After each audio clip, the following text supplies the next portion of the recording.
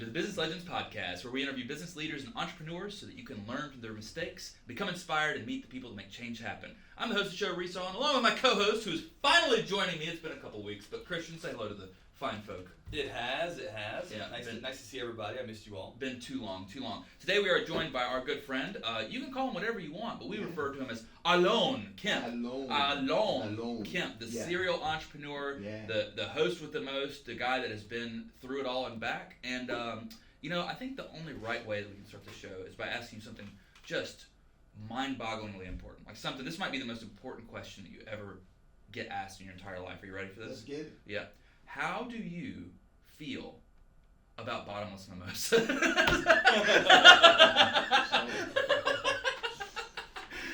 Bottomless mimosas? Bottomless mimosas, with the less. So I really feel that needs to be legislated.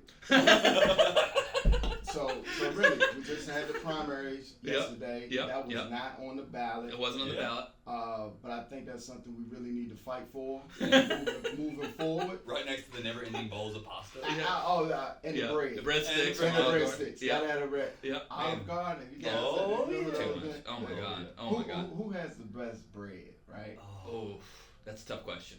I love Olive Garden bread. I know that's super. Actually, I'm gonna have to go non-Italian. I'm gonna have to say Longhorn. Oh, you went Longhorn? Outback. The brown loaf. Oh, the brown loaf. Yeah. Okay. So I think that's my contender. Let's talk about entrepreneurship though. So all right, bottomless mimosas need to be legislated. So that might be the title of your podcast, my friend. I like it. Not keyword friendly, but makes us happy. Makes us happy. That's the most important thing. So serial entrepreneur. So where would you say your entrepreneurial journey began? Like, what was the first thing you ever did? I mean, were you to do with the lemonade stand, or did you get into where did it all begin for you? I could see you selling lemonade. I could see that. Yeah. Probably with champagne. So no, it wasn't a lemonade stand because the neighborhood I grew up in, I think they would have took my lemonade. Oh, okay. So I don't think that would have worked out. Yeah. Or I might have been harassed by the police. Like, what are you out here selling? Mm-hmm. So that wouldn't have worked. But I would think my first preneur cutting grass. Okay. How old were you? 13. Okay. 13, 14. Yeah. So I played sports growing up a lot, right? So I didn't have a lot of free time, but my pops, my free time was taken up with doing something. Sure. So busy always. But something's going on. So I think the first thing was he had a lawnmower and neighbors needed cut. I think that was probably the first preneur. Mm-hmm. The challenge is when you cut your neighbor's yard, you very rarely get paid. Oh, interesting. Right? Yeah. Because it's friends of the family. Right. Like, Al coming over. He's gonna cut my grass. Yeah. Come on in here and get a drink of lemonade. Yeah. I'm like, okay, I don't get paid for this. So that was like the first lesson. Yeah. If you're gonna work, get paid. Yeah. Right? So, but as far as I guess the first real preneur was my art gallery. Okay. And how old were you at the time? 20. So 20. Was there anything particularly that made you want to jump for it? I mean, did it start? This was your second preneur if you include cutting grass, but did it start with like, oh, I love art, or were you looking at the money behind it, or what was it about it? Oh, solely the money. Oh, just the money. I mean, remember, he's a buffalo. Yeah. I'm going where the grass is green. Yeah. I'm going to roam where the grass. This year green. I'm alone. Yeah, I'm alone. You're gonna get people to call you that. You know that, right? I got a partner. His name is Allan. Yeah. But anyway. Yeah. It was at that time. African American art was hot. Okay. Right. This was late '80s, early '90s. Okay. The Cosby Show. Remember the Cosby Show? They had all the good art on the wall. Yeah. So I met a guy in college. He was selling art. It's kind of weird talking about the book. Cosby Show now, by the way. But Didn't age well. Still in syndication. Yeah. So somebody's still earning. Yeah. And I'm gonna circle back because hold on. Yeah. So here's the thing, like Michael Jackson went through what he went through. Right. Do you listen to the music? Yep. R. Kelly going through what he went through. Do you listen to the music? Yeah. So I had a good friend of mine, historian, like he's the Yoda to history. Okay. So he's like, Al, nobody want to listen to the music of these guys. He said, but we listen to the Star Spangled Banner. Yeah. But look what they did to our culture. That's true. I never thought about that. Yeah. So I put my Michael Jackson on. I put my Michael Jackson on. Just listen in perspective, right? Sure. Yeah. So at that time, it was real popular. Right. I ran into a guy in college. He was selling the art out of a book. Wow.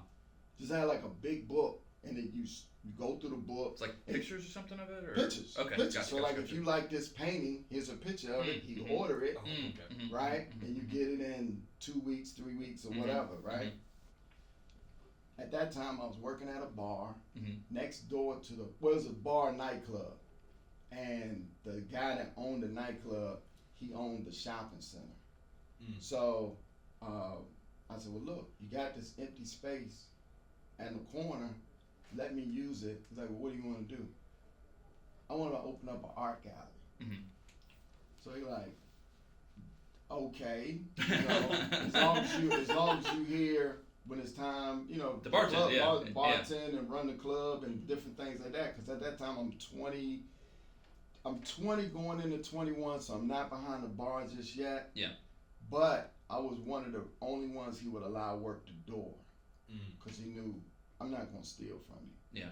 I'd rather just tell you, look, I'm about to take your money, and that way, and then it need to be consensual. Yeah. Right. Yeah. Like, okay, look, this money's here. I'm gonna take it. A mutual mugging, if you will. Right. It's understood. I'm gonna take this. Look, the money's here, and I'm gonna take it. Are you okay with this? Are you okay Matter with of fact, I tell you what, I'm only taking half because I know you got stuff to do. Right? Yeah. So we had a real good relationship. So he gave me the spot. Yeah. Whatever you want to do, we outfitted it. Now order a whole bunch of art, and I have some guys that bankroll me, right? So order a whole bunch of art. I mean, it's art everywhere. The place is like immaculate. Don't sell anything. Oh shit. Oh god. I don't sell anything. Yeah. But and so my first thought was, man, nobody support me, and there's woe is me and da da da. And I had a good friend of mine at this time. This is early '90s. I'm back and forth to Atlanta. Atlanta's like hot, right? It's a lot of going on, So he said, well, Al, you're in Atlanta right now. What's your store hours? I said, man, my store hours, I'm from 10 a.m. to this time and da da da da da. He said, yeah, but you're here. And I thought about it. He said, go back and look at the days that you're open, or the hours on the door, but are you really open? And I wasn't. I mean, I might have 10 a.m. to 6 p.m. It's a Friday. I'm out at noon and never come back until maybe the next day or the weekend or whatever. So it wasn't that people wasn't supporting me. I was just a bad business owner. And I learned a valuable lesson through a good friend. He's like, bro, you got your store hours, but nobody's running your store. How do you know the times that you left, somebody didn't come by to buy your whole inventory? Right. So now I got a warehouse and a storage full of art. Yeah. You still have it to this day, or yeah. Yeah, I mean, I would have like real artists come in, Ernie Bonds and these guys that are legends in the culture, and they would sign out. I had a lot of artwork sitting in a storage right now. Wow. That I couldn't sell. Let's open art gallery. Let's man it though. Let's do it. Right, but you gotta man it. Gotta man it. Yeah, for sure. You gotta man it. So that was a valuable lesson. Like if you're gonna do this, do it. Don't pussyfoot around with it. Like do it for real. Because the benefit of it, you will get the benefit out of it.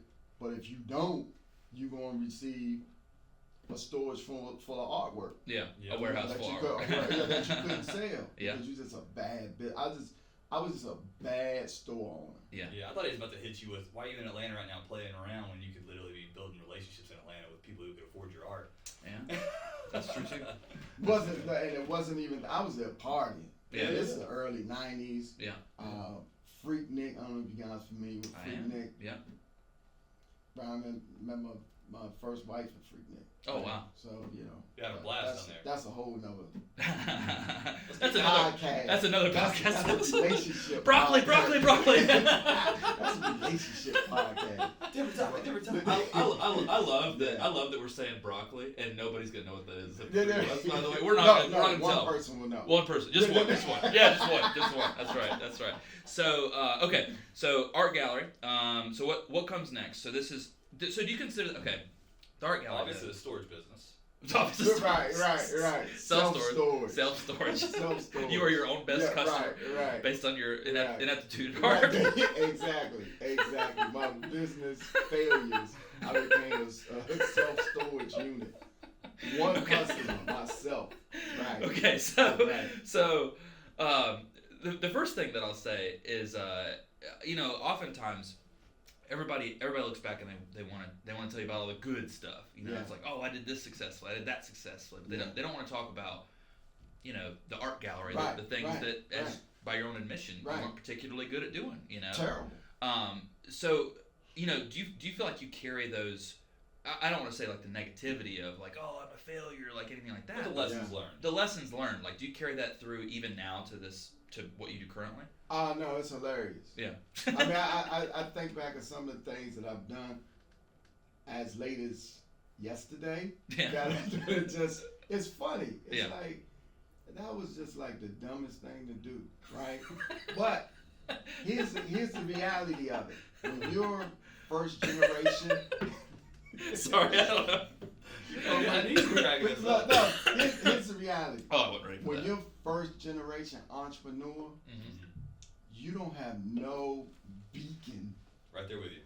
to say, or no one to say, hey, there's a pitfall here, you're gonna go through this, or a roadmap. You just figuring it out, and a lot of times it's with other first-time entrepreneurs. Sure. One thing I learned, like we talk in the entertainment business, the guys that I thought were my mentors were stealing. Oh wow! Like from you, or just stealing from people in general? From me. Oh wow! Yeah, because wow. it was more to them. It's like, okay, you're really a competitor. So it's almost like they were backhanded, like. Absolutely, yeah. But I didn't. I'm looking up to a lot of these guys, and they big time promoters and stuff. And I'm thinking I'm learning from the best. Yeah. But they're cultivating my relationships from me. Oh wow. Doing different things like different cut you things. out. Right. So it's now it's like, okay. And then you later on you realize. I mean, I can tell you. I mean, I know this. We only got 30 minutes, but I got countless deals that went down right in front of me that I brought to the table that at the end of the day, I was not at the table. Oh, yeah. Like you were inked out of it. Bro, it's like things I've seen on TV that I brought to the collective together to make happen. Yeah. And then I see it happen I'm like, GD. Where's my 1 point? Right. Yeah, or whatever. Right, yeah. something, right? Yeah. And then it's like, then you go back to, it was complicated and that, and then you don't want to, then you still have a little reverence for these people because you're looking up to them. But what do you do when your mentor that you got reference from and you realize, oh, this MF is stealing from it. Yeah. Oh, learn how to hide a body. Right. Yeah. Right. Now you get the Berber carpet out. Yeah. And you call like, look, man, we gotta, you know what I mean? So, but those are the type lessons that you learn. It's like everybody that's here to help you in business, you gotta really see what the hidden agenda is. If it's like, I'm gonna help you and there's no upside for them, trust me, they're gonna figure out a way to get something up out of you. So it's best to just have it on the board. Hey, let's, like we talked about with the bars and things. Yeah. I know you're gonna skim from it. Yeah. Like, it's a given. It's just right. Yeah. Right. You pouring drinks. You heavy-handed. You going back. Listen. Don't hide that. I get it. You're gonna skim, but don't steal. Yeah. or don't skim to the point where you're gonna hurt me. Right.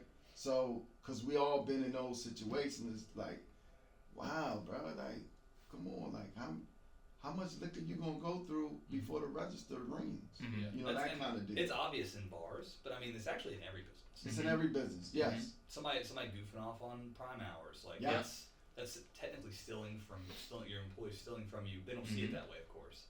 Well, a 2-hour lunch break that's supposed to be 30 minutes. Yep. Yeah. You really stole an hour from me, hour and a half. But it's simple, like, but it's like, okay, we were slow. Yeah. Ain't nothing's going on, and you left for 2 hours. Okay, that's kind of a skim, but then you do it over a period of time. Now you're stealing. That's where it is. Because it's 360 some hours over the year. You're stealing from me now. You're stealing that time from me because on Friday, guess what? When you look at your time sheet, you're gonna want to know where's that time go. Right. And now we got beef. Yeah. Because your hours are shorter than you think. But busted. But technically these are the hours you work. Right. But in your mind, no, I was here. But you wasn't working. Yeah. You was just here. Yeah. So, and I hate that you have to do that. Not all employees like that, but you have to do a lot of teammates like that, just because it's like they just don't have the ambition to like do the next thing. Like, because if you're be slow, self-starting, you could be making dials, you could be checking on your current customers, you could be calling last week's purchases and saying, hey, how are you enjoying the product you bought from us? Like, do you know anybody else to be interested in this product? Like, but it starts with management and ownership too. 100%. So if you're the type of owner where you people can see you goofing off or not really working. Like they say, attitude reflects leadership, right? So now they take on that same role. When you do it, you was gone for 2 hours, or and especially running a small business, everybody feels like if you're the type of owner where you're tangible and people can touch you, now it's their business too, and so they feel like they can do what they. Like you might be gone for 2 hours, but they don't know during that 2 hour period you might have had to have a meeting for this and that. But to them, it's like you wasn't man in the shop, so it's, you got fillets and an old fashioned. That's right. The bottomless mimosa, right? It comes back to that. So as an owner, you just have to put on that face, and then you close your door. And if you get in there and go on Amazon and whatever you do, but you gotta keep that face all the time. Yeah, we learned that lesson pretty early on.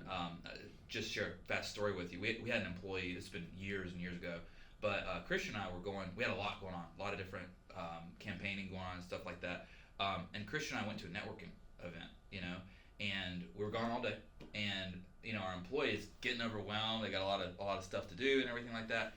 And they call me, and they're like. I really don't think today is a day that you guys need to be taking off. Is what the employee said to me. Now, of course, this employee is very comfortable saying this because again, we're tangible and everything like that. I was like, buddy, we're gonna have to have a conversation. And so we did. But I made it very clear that a part of business ownership, like the reason you have a job is because I'm networking, because we're inadvertently selling business. If I'm not mistaken, that day it was a 3-hour drive just to get to the network. It was a full day. It's a full day. But it's interesting because to your point, you have to. It's almost like an education piece. Like you have to educate your employees and your staff that's a part of it. That's a part of ownership. And it's tough if you don't start out like that. True. So if you start out with being a buddy and a friend, when it's time to switch that gear, now you're an asshole or a jerk. Right. We just have to wear different hats. So I like to start off as the asshole or jerk. Because makes sense. You set a standard. No, but respectfully. Yeah. You can be a respectful asshole. I do it every day. You can be respectful, right? Courteous and all that. See Exhibit A, Exhibit B, Exhibit C. But if you don't have those boundaries, it gets real muddy, murky in tough situations. It's cool when everything is great, but when things start going bad is when you really start seeing personalities really start flaring, and when you have to have those tough conversations about you not performing, and you think I'm your friend. Yeah. It's tough to, it's tough to maintain a working relationship if the person is not, if you haven't established those boundaries. Yeah. For sure. It's just tough. Yeah. It's just tough. I literally say it out loud to the teammate. I'm like, today, in today's meeting, I'm gonna have to wear this hat. This is what we're gonna be talking about. Yeah. And I just get real serious with them. Yeah. I think I come off a little nicer in the front, but it's just natural for me. I have trouble being an asshole. Yeah. Yeah. Well, not to me, but that's it might be a perspective, Yeah. I'm the softer guy. We had to do a poll. We had to take a poll on that. Yeah. But I get where you're coming from. I got you. Yeah. I got you. So broccoli. What's what's the next business? Yeah. Okay. So you go through the art gallery and then the self storage. Yeah. All right. Well, we're just getting back to at this time, I graduated from North Carolina A&T. Okay. This is 1992. Wow. I'm doing party promotions, promoting concerts, and more parties at that time. Wasn't concerts. It was parties. But I graduated with degree in industrial technology, specialized in safety and health, and a minor in chemistry. Right. Okay. Job offers from Exxon Mobil. Everybody need a safety guy at this time, right? So my career goal was to go into being an industrial hygienist. Yeah, wow. EHS. Yeah. So it's like, okay, it was new because OSHA's really getting big and all this kind of stuff. But at this time, I'm probably making, well, a lot of the job offers were like 50,000. 40,000, which is huge coming out of college in 1992. I'm like, my mom's like, you're on your way, you're gonna do it, and I'm like, Mom, I'm making like $1,000 a week throwing parties. I don't have the time of my life. I don't think I want to go this route. Yeah. So for about 6 months, she didn't talk to me. Oh wow. Yeah, like really no, like I would call the house. My father would answer the phone, like, hey, what's going on, Pop? We'll talk. Or if I call the house and she picks up the phone, I say, hey, Mom, it'd be silence. And then he'll pick up the phone. She's giving you a silent treatment. Hey, man, look, keep doing what you're doing. She's coming around. Just keep doing what you're doing. I'm proud of you. It wasn't that she was just mad that I didn't go. You went to college and you did all this. Why are you going to chase this? Right. Whereas my dad was like, listen, just stay to the course. If you need us, we're here. This, that, and the third. Now, at that time, I'm not calling home for money. So it's like, okay, he's doing something. He's making. And then at that was early 90s. This was pre-Tyler Perry days with the plays and things. The black plays, the gospel plays, I should say. I know about good, right? Good man's hard to find. All these other things. So I went on the road with a guy named Michael Matthews out of Detroit, and that's where I got my production background. So I'm running production and stage and learning all about production and different things. Wow. And then from there is where I started doing more events and things. And then during this period of time, I have a great friend who was big in the bail bond industry, right? Yeah. So we talking one day about bonding and this, that, and the bail bond industry. And I said, man, I think I want to try that too. Because it's not like entertainment is like a 9 to 5. I mean, I got time. I got time on my hands. So he come down to North Carolina, and we go by the jail right there in Guilford County, and he's looking around. He just kind of glancing. He's like, okay. So I'm like, what do you think? He said, man, you sitting on a gold mine. Because the grass is green with the buffalo. So I'm like, okay, let me go get my bail license. Yeah. Right? So I go get my bail bond license, and I had about a good 16-year run. Wow. Yeah. And it was really cool. Learned a lot. You know, you gotta have. So you talking about wearing hats.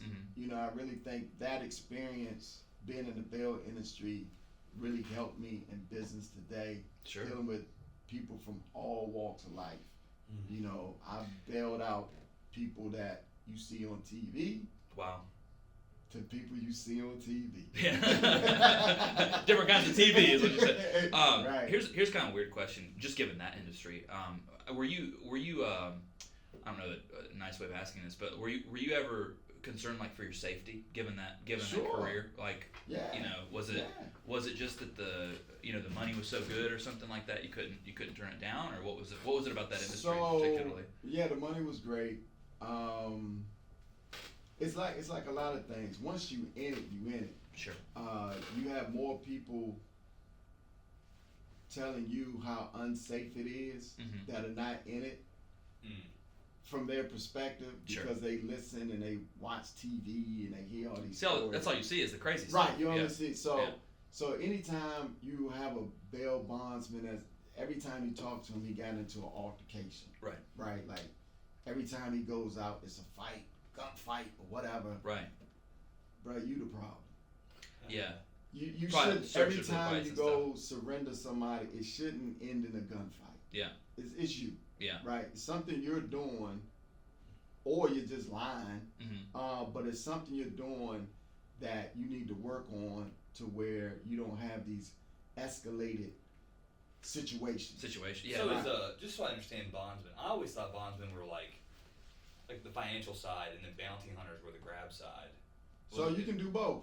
I mean, so you can do both. Right? You can. It's the same thing, because when you bond somebody out, whether you hire a bounty hunter to go retrieve the person or you go do it, it's the same thing. It's cheaper if you do it. Yeah. Because the bounty hunter, or I shouldn't say the bounty hunter, the bail bonds fusion recovery person is hashtag marketing language. Right. That person there's the bounty hunter. There's going to be a fee attached to that. Yeah. And typically, it's the amount of money you would have made. Or as we refer to it, a bounty. Right. So, you know, it's yeah. So, well, he's out now. He can't even. So you know, it's one of those deals where, okay, let me take you through the scenario. You call me and you say, hey, I have my friend is in jail. Can you come down and pick him up? You know, Okay, you go down. Most cases you have an opportunity to interview the person to say, or interview the person that is going to co-sign for that person to get out, and you just assess, okay, how a risk is this person, and do I want to take the chance? So at that time, I was real aggressive with. I will be what you consider a high risk bail bondsman. If you had the money to get out, I'm getting you out. Yeah. And I'm willing. And I would tell the guys, hey, I'm willing to roll the dice that I will fine you if you miss court within 150 days. Wow. And then of course I'm not going to run. I know you're not. You're not. But I'm willing to roll the dice. And you're a high risk. You're a high risk. But I'm willing to take a chance and get you out. Same guys that say they're not going to run. Always. And it's not so much as guys running. It's more so because just miss court. Because the court system is crazy. But you don't even take an L, right? Because the co-signer is then liable for the price, right? Yeah, but you still have to go through the process of recovering your money, and a lot of times the co-signing process is you just need somebody that can help you when it's time to locate the person. So it's more. I'm not gonna say, because I know plenty of bondsmen that do follow through with liens and different things to recover their money. Take a house. Yeah, but you know, it's a lot of it is okay. If you're willing to go co-sign for this person, that person has some tie to you, right? And if they miss court or whatever the situation is, I need to get in contact with them and I can't. I'm gonna start with you. Similar like when you buy a car and they real smooth with it. Hey, yeah, just put down 3 references and you know, on the paper. Okay, because that's who they gonna start with. Right. When you miss your car payment. Right. You know, hey, have you talked to Al? You know, that kind of stuff. Alone. Alone. Don't know who is that, right? So I know Al. I don't know Alone. Right. But I got a funny joke about that. Oh, do tell. Do tell. A good time for a joke. What? Yeah. And it's business related. Yeah. Okay. Because I had a lot going on at the time. So, I'm gonna jump around. That's cool. Yeah. So at this period of time in my life, I have a huge tax bill. Oh wow. Debt. Like $500,000. Wow. Right. So you can imagine the type of money it was generating at the government allegedly saying I owe them $500,000. Right. So I'm evading. No, not proper. Somehow or another. I'm not. I'm marketing language. I'm marketing not. language. Yeah, right. So I'm not available when they're coming by to serve me with these. Yeah. Debt collection papers. Yeah. Papers, right? So the thing about the U.S. government, different than like the sheriff department, the U.S. Marshals serve their subpoenas. Whereas if you go to somebody, you got a subpoena in county, sheriff come to your door. If it's the government, the U.S. Marshals come to your door, right? Yep. So at this time, I'm doing a huge festival. Things are happening. Things are going on. I know I got something I need to deal with, but I got to get through this one little period. I got a huge event happening. FedEx is coming to my door with all kind of promotional materials because I have sponsors and things like this. And the FedEx guy comes to the door, and I said, man, look, put everything there on the corner. And I got, at this time, my daughter's like 2. So I said, I need to run upstairs because she's, you know, he said, well, look, I got some more packages in the car. Cool. Just come inside and lay them right there in the foyer area. I go upstairs, tend to my daughter. Hear the doorbell ring. I'm like, man, I just told this dude I'm trying to put her to sleep. Why is he ringing the doorbell? So I said, come in. Oh. First thing about law enforcement, things that you need, they only can come in when you invite them in, right? But I don't know. Yeah, you think it's FedEx guy, right? I think it's FedEx guy, right? Yeah. So I come around the corner, and I'm looking in the foyer, and I see 3 guys. 2 had on suits. 1 guy had on like tactical gear. Oh, jeez. like you know, he was ready. Yeah. So they was like, Allan Kemp. I said, man, we buried him 3 days ago. So the 2 guys in the suits, they just started laughing. Tactical dude, he like, that wasn't funny. You know, like, turn me loose. Yeah. Turn me loose, you know. Like a pit bull. Turn me loose. And they said, nah, you know, we know who you are. We just here to serve you with a subpoena to come to, you know, you got a situation, you know, you need to, but we will be back if you don't come. So long story short, I had to go to federal court. And I don't know if you guys ever been in federal court building, but it's a whole lot different than the district court. District court, you know, like tickets and all that's like a big, like a bunch of people. Like federal court building is like a library. Oh wow. Quiet. Yeah. You don't spooky. have you don't have traffic. You have an appointment. You made it to the big stage. Yeah. I made it all the way to the top. I was at Carnegie Hall. I made it, right? And it's to the point when you walk in, they already know because it's appointment only, right? Yeah. Hello, So, Mr. Kemp. yeah. Yeah. As soon as you have them, they know who you are. They know why you're here. Tell you where to go. You go to the elevator. It ain't like you punch a floor. It opens and it closes. It takes you to where you go. Oh God. And then when it opens back up, somebody's there to greet you and take you to whatever setting to the proceeding to happen. So they take control quick. Yeah. Oh yeah, it ain't a game. Yeah. It ain't a game. It's one of them scenarios you're like, okay, this is the real deal. Yeah. But it was, you know, for taxes and fortunately, you know, was able to make it through. You know, I was given the opportunity to pay at a reduced amount, or 3 to 5 years in prison. Wow. So you're like, give me that reduced. Yeah, fortunately at the time. I think the reduced rate. Yeah. Fortunately at the time, it was like, okay, I had it, and I was able to, get out the situation without. Wow.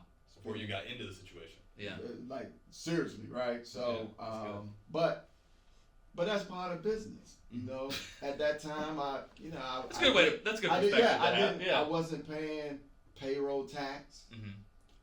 So they told me, said, well, when you don't pay payroll tax, that is a form of an unauthorized loan that you're taking from the government, because that's their money, right, or your employees' benefits and stuff. But FICA and stuff like that. Yeah. Stuff like that. So if you don't pay that, that's a serious offense. Because and that happens all the time, accidental. Oh yeah. Business owners do it for multiple years in a row and don't even realize it. I know. And when your receivables are coming in a little late, a little slow, it's like, okay, I know I gotta pay this amount to keep my employees satisfied. Right. The amount I have to pay the government, right. I can get that to them on my next check or my next. And the next check comes. Now you in that cycle, and then you look up and you like, wow, I ain't paid payroll taxes months. Yeah. And then you know your penalties, and after off of $500,000, majority of it was taxes and penalties. Yeah. So the meter don't stop. Yeah. So if anything, when it's like getting in the cab, you're like, okay, where we going? Yeah. And you don't get out that cab. It's like, okay, you got a serious bill. My wife's a CPA. When she told me when she told me the percentage penalty on unpaid taxes, I was like, oh. Yeah. It's big. It'll make you write a check. Yeah. It'll make you write a check. So I had to come off of a huge amount of money, and then at that time it was pretty much all I had. Like I was like all in. Or the alternative. Yeah. All in. Yeah, all in or in all. Right. Yeah. So, and the crazy thing about it, I weighed it. Like, okay, if I pay this amount of money, or if I go away for this length of time, can I make this amount of money in this length of time? But a good friend of mine, he was like, you ain't guaranteed that money gonna be here when you come home. That's true. Everybody that you claim you trust, or they claim they vice versa, you don't know. This time, this good friend, he had, a lot of money was gone when he went to prison. That he left with people that, the skim. Okay, yeah, you need to take a couple of dollars here and there, okay, but when I come home from prison, I don't have nothing. You mean you took all my money? Yeah. Right? So I weighed all of that. I said, you know what? I got a better shot at fighting and continue to make. I made this amount of money one time. Yeah. Let me do it again. Do it again. Let me do it again. Like Lou Holtz. Yeah. Lou Holtz got a saying. He said, I've been rich. Something like this. I don't know if I'm quoting it properly. But he said, I've been rich and I've been poor, and I'll be both again. Yeah, that's right. That's right. Yeah. And that's how, I feel like in business, or at least my journey, it's been a roller coaster. But it's been fun. I mean, even like today, like right now, one of my businesses, we're teetering. Like we in a fight right now, hands high, chin tucked. Taking blows. But over the years, you learn like, okay, I've been here before. I'm gonna get out of it again. It's gonna be a little tight. I got peanut butter and crackers today. I'm not going to Fleming's or wherever. Yeah, no bottomless mimosas. no, not today. But that's part of business. Yeah, and anybody this is what I learned. People that are appointed positions in business don't go through the same journey as the ones that create the business. Right. So that you got like a CEO of Fortune 500 company. Okay, that's great. Happy for you. But your journey may be different than the person that started the business. So now, no disrespect to them, but you didn't have to fight and do different things to get that business to where it is, to where you can be appointed CEO or whatever that C-suite. Different route. it's a whole different route. Yeah. You know, you might have I think it's a different person too. You know, because even your, I mean, you know, Tim Cook, you know, CEO of Apple. I mean, no matter who the CEO is, like those people are still trained to answer to. Sure. I mean, that CEO answers to a board, no matter what, you know, or they're shareholders in a public company. Yeah. But at the same time, the person that founded the company, the visionary behind it, you know, Steve Jobs, you know, I mean, I don't think Apple. Actually, I know Apple would not be where it is without him. You know, like I think you could find another Tim Cook. I don't think you could find another Steve Jobs. I mean, you know? I wouldn't have my old, you know, iPhone right now, right? It might be some other type of phone or some other type of device. But I agree with you 1,000%. So you know, I look at CEOs and business owners differently. For sure. Whereas some people may think it's the same, but it's not. Yeah. It's not. I mean, it's a different life. Yeah, and I got so much respect for guys that, man, you know, get up, grind, and just try to figure out how do I save my business today? How do I make sure my employees get paid on Friday? And the sacrifices that entrepreneurs, business owners make are like unmatched. Unmatched. And a lot of times your family is the one that suffers. Yeah. You know, because you're it's a scary reality, isn't it? Like, you know, and going through those things, like what I always think about, and back to your point, like it's not better and worse. It's not disrespect or respect, you know. But I think the difference between entrepreneurs and C-suite executives is a question of resilience, and it's a question of resourcefulness, you know, because every real entrepreneur has been through that roller coaster. Yeah. You know. Yeah. And I feel like every CEO, I'm sure they go through a roller coaster of their own. Sure. But it's not a roller coaster of their own making, you know? It's like when you go to Carowinds, you got that Snoopy area with the roller coaster. It's a real deep cut reference, by the way. you got that roller coaster there with, you know, Snoopy, you know, the kids section, that roller coaster. Yeah. But then you got the other roller coaster where the adults go. It's a little different drop. It's a different drop. It's a different drop. That's right. That's a great comparison, but you're absolutely right. But it's perspective. Yeah. You know, because even the C-suite guys that I have relationships with, they go through situations and things are happening, but the pressure is different. It is. The pressure is different from signing the front of a check and the back of the check. Those are two different signatures. Yeah. I've only signed front of checks. That's all I've done. Yeah. And it's just a different type of pressure. Yeah. That's entrepreneurship, baby. That's all. That's all. But I'm built for it, baby. I mean, let's keep going. You know. So, but nah, it's just been a great journey, man. And I wake up some days harder than others. But you answer the bell, like we talked about before. I look at the calendar year as a 12-round fight. Like each month, like how I'm doing, coach. How's it going? Like you took it.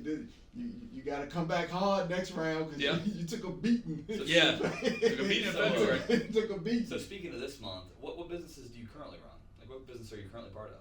So me and my partner, we have our A1 Disaster Resources. Okay.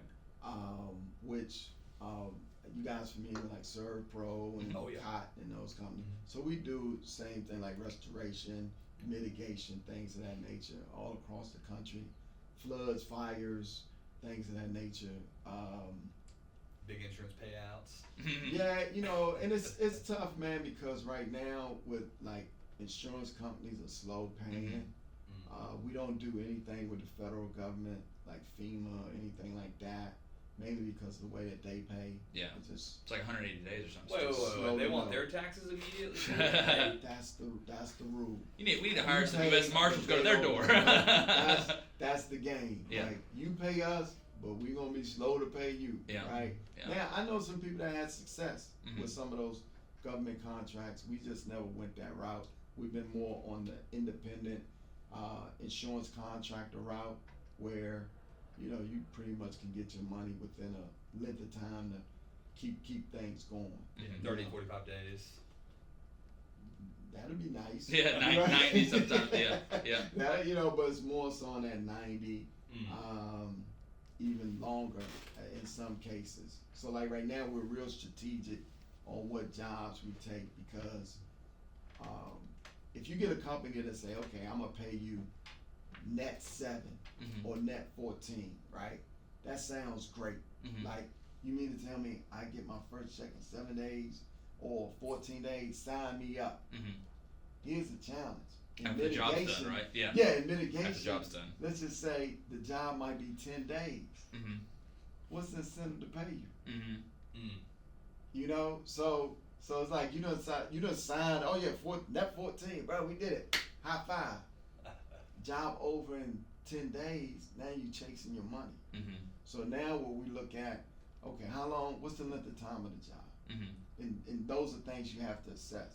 It's a 30-day, 60-day job. Okay, yeah, put me on that net 7. Put me on that net 14. Because now I'm only fighting for that last check. Because you're going to pay me when this job is going, because I might have 300-400 of my guys on this job, right? Y'all do big work. You don't want us walking off on your job. Yeah. Because you didn't pay me. So I know I'm pretty secured on them first checks. It's just that last check. Yeah. That's going to be a fight. Yeah. Or at least I would have covered enough of it to where you can float it for that I can a little float while. it and wait that 90, 120 days or whatever it is. Even if it comes, at least I covered. So that's where we are in that space. Recently I got heavy back into the entertainment, you know, like Michael Corleone said, as soon as I get out, they pull me back in. It's just in me.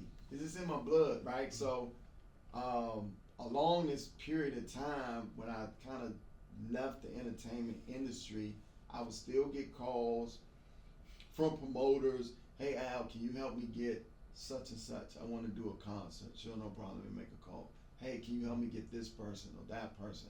Yeah, let me make a call. So recently, I did a deal with Improv. Oh, cool. The comedy, you know, primarily known for comedy around the country. They have about 22, 23 locations, different cities. So I did a deal with them where I put a proposal on the table. I said, listen, the days that you're dark, which is typically Monday through Tuesday, Wednesday, you know, you might have somebody come in on Thursday in some markets, but or Thursday through Sunday. The days that you dark, give me your buildings around the country. I want to do something. They said, okay, what you thinking? I said, I want to do smooth jazz at the Improv. Oh, cool. It's like, That's okay, awesome. okay. They're like, okay, okay. I said, Wednesday night, once a month, in all your buildings around the country, let me bring in Dan, you went for broke, didn't you? You went for all of them. No, I need all of them. I don't need one. I need all of them. We're going to do it, let's do it. So give me all your buildings around the country once a month, right? And we're going to build this brand, Smooth Jazz at the Improv. I mean, you know, so the guy was like, okay, let's start with one. I said, okay, that's fine. I mean, why not? Let's start at one. Closest Improv is the one in Raleigh. So this past October, we started our first Smooth Jazz at the Improv. We had Grammy Award winning Norman Brown. Wow. You know, the next month, that was October. November, we had Jonathan Butler. December, we had Kirk Whalum, Alex Bouillon, January, Marcus Anderson. February, and then this month we have Eric Roberson. So it's going extremely well, right? We started out doing 2 shows in October, November, December. First show killed it. The 7 to 9 o'clock show was like killing it. That 9 o'clock show on a Wednesday night, suck and win. Yeah. All my profit. It's a good lesson though. Yeah, that was my profit. Yeah. I'm like, the 7 o'clock show will take care of all the bills. The 9 o'clock show, I get to eat. Yeah. Suck and win, right? Yeah. Like nothing. Like I'm papering the show, or just bringing people in so the building can make money and they want me back, because if they not making money, it's not beneficial to them. So so I'm like giving away hundreds of tickets for my 9 o'clock, my late show, just so the building's like, hey, we had a great night. I'm like, yeah, I guess we did. You know, you had you did. The Yeah, the artist artist had a great did. night. The building you know, did. Alcohol production, sales. everybody else had it, but entrepreneurship. as a promoter, it's like, but you gotta stay in the fight. So that was October, November, December that I tried the 2 shows. Wednesday night is tough. Mm-hmm. That's a It tough is. night. It is. Even at the 7 o'clock show. Now you're talking about a 9:30 show, get people out on Wednesday night. Mm-hmm. It's just tough. It is. So starting January, I went to the 1 show. Mm-hmm. So now, turning the corner and making things happen. We're selling out, because now it's just the 1 show. And we're going. So now everybody's very successful. Things are going well as far as the building's concerned. Would you go 1 show, more price on tickets? Well, I don't have to pay the artist for that 2nd show. Mm-hmm. I see. So so the artist was there for 2 shows. Yeah. But I got some fixed costs that don't change. My production that don't change. So I was banking on my marketing dollars don't change whether if I do 1 or 2 shows. Mm-hmm. I'm still gonna pay that same amount. So it's best to advertise 2 shows in that 30-second spot. Right. Maximize it, right? Production is not gonna cost more because they're already there, right? Might have to pay a little more for hour or whatever the hourly rate is. But the artist fee changes because now they're doing 2 performances. So now I have to pay them for 2 performances. So it's working out better for just the 1 performance. Sure. Now it's cool for the artist because it's a Wednesday night. Mm-hmm. A lot of these They guys, wasn't doing nothing anyway. a lot of these guys at home or Yeah. maybe wherever Mm-hmm. on. So they're like, oh wow, you gonna bring me in on a Wednesday night? Okay, let's do it. Yeah. Now they can route different other shows and say, okay, now I can be in Atlanta on Thursday or Friday or Charlotte or Northern Virginia, wherever, now I got a starting point of Raleigh to start routing my tour, my run for that week. Yeah. So it's a win-win. It's a win-win. So to such success that May we're going to start in Pittsburgh. Oh boy, that'd be fun. And Cleveland.